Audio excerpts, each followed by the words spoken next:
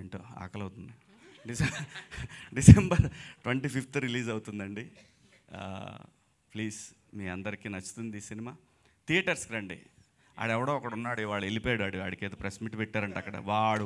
వాడేంటండి బాబు అంటే వాడికి ఏదో బాధ, ఏదో కసి వాడికి. పోనీ కసి మొత్తాన్ని పట్టేశారు అబ్బాయిని. కానీ మంచి పనికి వాడుకోవాలని కోరుకుంటున్నా. అబ్బాయి అంత మంచి హ్యాకర్ అని విన్నాను. ఆడు దేశానికి ఉపయోగపడే మనిషిగా తయారైతే బాగుంటుంది. కనీసం ఇక్కడి నుంచి మారైనా సరే. టాలెంట్ ఎవరి సొత్తు కాదండి, అతను ప్రూవ్ చేశాడు. చేసింది చాలా దుర్మార్గమైన పని అయినా సరే అతని టాలెంట్ గురించి వింటుంటే వాడు నిజంగా ఒక దేశానికి పనికొస్తాడు కదా ఈ మనిషి, ఎక్కడన్నా సెక్యూరిటీ సిస్టంలో వాడు యూజ్ చేసుకోవచ్చు కదా ఇతన్ని అని అనిపించింది నాకు. కానీ తెలిసి తెలియని వయసు, ఖచ్చితంగా ఏదో డబ్బు లేని తనం ఇవన్నీ వెంటబడి అతని మైండ్లో ఇలాంటి ఒక ఆలోచన వచ్చి చాలామందికి ఇబ్బంది పెట్టాడు. తనకు తెలియదు, చాలామందికి ఉపయోగపడుతున్నా అనుకున్నాడు. కానీ బట్ మనకంటూ ఒక రాజ్యాంగం, దానికి లోబడి అందరం బతకాలి కాబట్టి దాన్ని వదిలేశాడు. కానీ ఇక నుంచైనా అతను మారాలని కోరుకుంటున్నాను. సినిమా థియేటర్లో ఉన్న ఎక్స్పీరియన్స్ దేంట్లోనూ ఉండదండి. మనం మొబైల్లో చూసినా డబ్బులు కట్టాలంటే ఎంత అండి. వాడు మనం కొనుక్కునే ఇదే థియేటర్లో కొనుక్కునే చిప్స్ ప్యాకెట్ 100 రూపాయలు పెడతాడు వాడు. దాంట్లో 15-20 ఉంటాయి అన్నీ కలిపి చిప్స్. సో సినిమా ప్రపంచంలో అన్నిటికన్నా చీప్ అండి.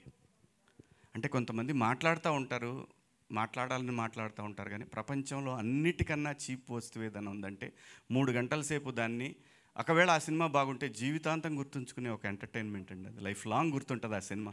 ఒక మిస్సమ్మ సినిమా ఉంది ఎన్టీ రామారావు గారు, అది ఎప్పటికీ గుర్తుంది. పాతాళ భైరవి ఎప్పటికీ గుర్తుంటుంది. చచ్చిపోయేటప్పుడు కూడా పిల్లలకి, మనవాళ్ళకి, వాళ్ళకి కూడా చెప్తాం మనం, అరే భలే సినిమా, లాంటి సినిమా ఉంది, బాహుబలి. సినిమా అనేది పెట్టేది 200 రూపాయలు కావచ్చు కానీ అది జీవితంలో మార్పులు తీసుకొస్తుంది, జీవితాంతం గుర్తుంచుకునేలా చేస్తుంది. ప్లీజ్ థియేటర్కి రండి, థియేటర్లో చూడండి. బాగుంటేనే చూడండి, బాగాలేకపోతే ఎవడు మనం చెప్పిన చూడరు పెట్టరు. థియేటర్ ఎక్స్పీరియన్స్ దేంట్లోనూ రాదండి. ప్లీజ్ దయచేసి ఇంకా పైరసీ వద్దు, చూడొద్దు. దాంట్లో ఏముంటుంది, తిట్టుకుంటా చూసుకోవడం తప్పితే వినపడదు. మళ్ళీ వాడిని పెట్టినోడిని తిడతా, ఈ ఎదవ మరీ పెట్టినాడు కనీసం సౌండ్తో పెట్టలేదని వాడిని తిడతాం, రకరకాల ప్రాబ్లమ్స్ అన్నీ. సో ప్లీజ్ అండి, పైరసీని ఎంకరేజ్ చేయొద్దు. ఇది సినిమాకి చాలామంది పని చేస్తారు కాబట్టి వాళ్ళ జీవితాలు, అందరి జీవితాలు ఉంటాయి. ఒక్కొక్కళ్ళం ఒక్కొక్క పనిలో పడి బతుకుతూ ఉంటాం. ఎవరి బతుకు కూడా పాడవకూడదు. సో అని నేను ఒక దండోరా వేస్తున్నాను. ప్లీజ్ దయచేసి ఇలాంటివి ఏమీ ఎంకరేజ్ చేయకండి ప్లీజ్. థ్యాంక్ యూ అండి, థ్యాంక్ యూ. ఇంత మంచి అవకాశం ఇచ్చినందుకు మీ అందరికీ కృతజ్ఞతలు. ఇంతసేపు మిమ్మల్ని అందరినీ వెయిట్ చేయించినందుకు మీ అందరికీ సారీ అండి, జర్నలిస్టులు అందరికీ కూడా sorry. Thank you so much.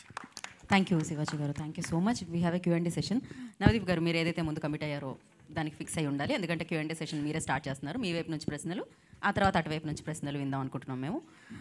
లేదు చైర్స్ వస్తాయి, తీసుకురండి చైర్స్. కొంచెం ఆ బ్యానర్ని చెప్పండి. సృజన గారు ప్లీజ్. లేదు బెన్ని గారు అండ్ డైరెక్టర్ గారు ప్లీజ్ స్టే బ్యాక్.